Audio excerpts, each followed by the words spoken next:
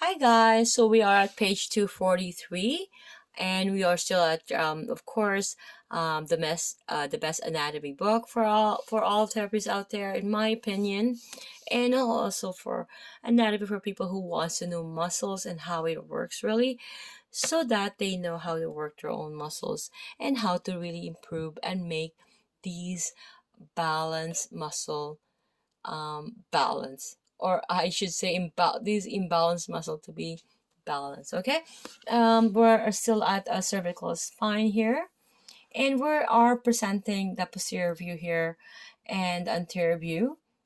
But of course, we did the flexion and extension. We're gonna do the lateral flexion. Okay, so unilaterally to the same side, we all have these muscles that are on the list are the trapezius, the upper fibers, the levator scapula, the sternocleidomastoid, and of course all scalenes, right? When the ribs is fixed, and of course the splenius capitis, the splenius cervicis, and the longus capitis, longus colli, and we have the longissimus capitis, the longissimus cervicis, the iliocostalis cervicis, which is cut, and these will assist, and of course the oblique capitis superior, which is or of course again cut in this manner, and the inter transversary. Okay, so if you can see that view there in the anterior view, guys.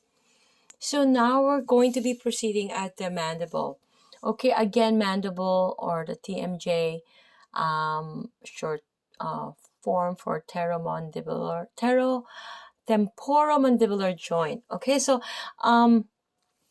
we're looking at the posterior lateral view here. So if we do the elevation antagonist on depression, we have the masseter, the temporalis, and the medial pterygoid. Okay, so that's what the muscles that are working together when it does elevation. Okay, so meaning when the because against gravity, like it's pull of gravity, the jaw will really be open, because again the pull of gravity, right? It will naturally be open, so it takes that muscle to close it. It takes more effort to close the jaw than leaving it open because of the fact that of the gravity. Okay, so now we are looking at the anterior inferior view here, whereas depression is the antagonist on elevation. Okay, so we all know that these are antagonists, right? So we have the muscles that are involved. Although genohyoid is cut, and the mylohyoid, again mylohyoid is more so the floor, right? And of course the stylohyoid, the digastric, which has two, the anterior and posterior.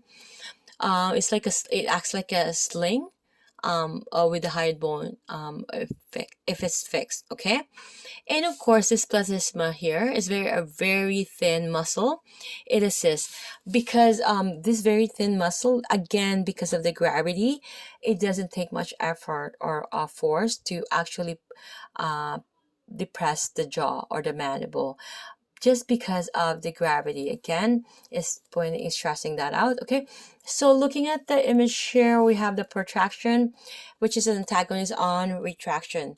Okay, so we have these muscles that are involved: the lateral pterygoid and the medial pterygoid if it's bilaterally, and of course the masseter can assist. Okay, and this is the lateral view, and when to do the retraction, which is antagonist on protraction, we know that temporalis and digastric are working together to do these actions. Okay, so it has a note here. See page 468 for synergies of the lateral derivation of the mandible. See you guys on the next video at page 244.